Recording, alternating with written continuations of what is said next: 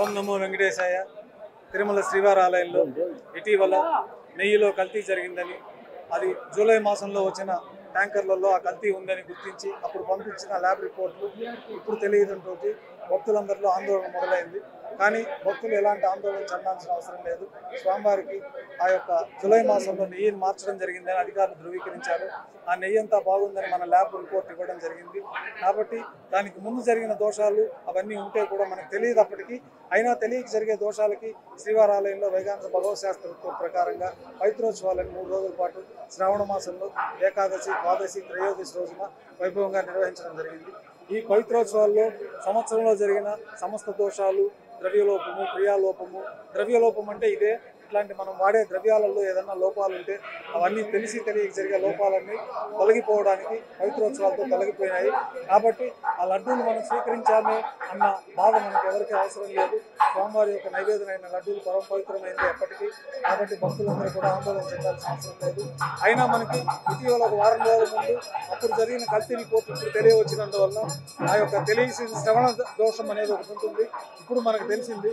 మనం రోజు గుళ్ళోకి వెళ్తుంటాము, వెళ్ళినప్పుడు మనకెవరో మన ఇంట్లో కానీ మన బంధువులకు కానీ మనకి ఈ శౌచాలు అశౌచాలు ఉన్నప్పుడు ఆ విషయం తెలిసినప్పుడు మనం దాన్ని ఆచరిస్తాం. కాబట్టి ఇప్పుడు మనకు తెలిసింది కాబట్టి ఈ యొక్క దోషం విషయం, దాని పరిహారార్థంగా ఇంకా ఎక్కడైనా ఈ దోషం ఆనవాళ్ళు మిగిలి ఉంటాయేమో అని చెప్పి ఏదైనా చేయాలని సంకల్పించినప్పుడు వైఖానస భగవత్ శాస్త్రోత్తమైన విధానంలో శాంతి హోమము, పంచగవ్య ప్రోక్షణ, కొమ్ము ప్రోక్షణ కార్యక్రమాలతోటి ఇదంతా దోషాలు పోతాయని మనకు ఆగమ శాస్త్రాల్లో చెప్పబడింది. ఆ యొక్క కార్యక్రమాన్ని ఈరోజు ఉదయం 6 గంటలకు ప్రారంభించి ప్రజలందరి తరఫున, దేశ ప్రజలందరి తరఫున స్వామివారి యొక్క ఈ జరిగిన దోషానికి ప్రాయశ్చిత్తంగా ఈ కార్యక్రమాన్ని ఈవో గారి చేత సంకల్పాన్ని తీసుకొని మనం 9 మంది అర్చకులు, తర్వాత విశేషంగా 10 మంది వేద పారాయణదారులు విశేషమైన సూక్తాలు పఠనం చేస్తూ ఉన్నారు. అట్లాగే దివ్య ప్రబంధ పారాయణము, విశేషంగా వైఖానస ఆగమోక్తమైన మంత్రాలతోటి 3 హోమగుండాలలో ప్రత్యేకమైన సూక్తాలతోటి దోష నివృత్తి కోసమని విశేషమైన హోమాలు జరిగింది.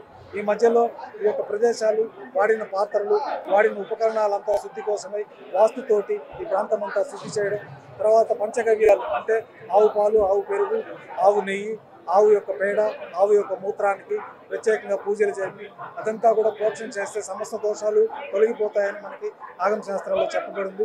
విశేషమైన పర్వదినాల్లో కూడా మనం పంచగవ్య ఆరాధన, ఆ పంచగవ్యాన్ని అర్చకులందరూ కూడా తీసుకోవడం తీర్థంగా జరుగుతూ ఉంటుంది.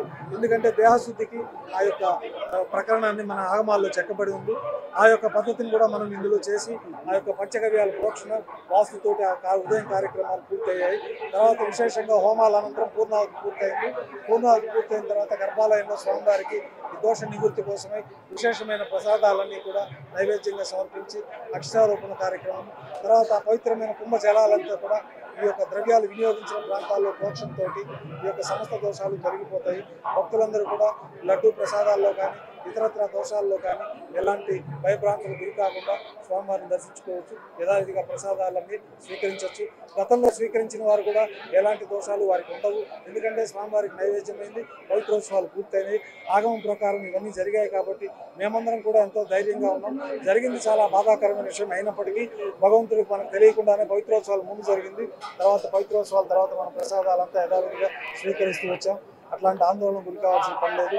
మనసులో ఏదన్నా అట్లాంటి చింతన ఉంటే వారి ఇంట్లో సాయంత్రం దీపారాధన చేసుకొని మనసులో స్వామివారిని ప్రార్థించుకొని వాళ్ళ దేహశుద్ధి కోసై ఓం నమో నారాయణాయ నమః, ఓం నమో భగవతే వాసుదేవాయ నమః అని నారాయణ అష్టాక్షరి మంత్రాన్ని, ద్వాదశ నారాయణ మంత్రాన్ని జపించి వారికి ఉండే దోషాలు, వారి మనసులో ఉన్న ఏదైనా చింత ఉంటే అవంతా కూడా తొలగిపోతాయి. స్వామివారికి ఇది ప్రార్థన చేసుకొని నైవేద్యంగా సమర్పించి కర్పూర నీరాజనంతో వారి మనసులో ఉన్నటువంటి ఈ భయభ్రాంతులన్నీ తొలగిపోతాయి. ఓం నమో వెంకటేశాయ.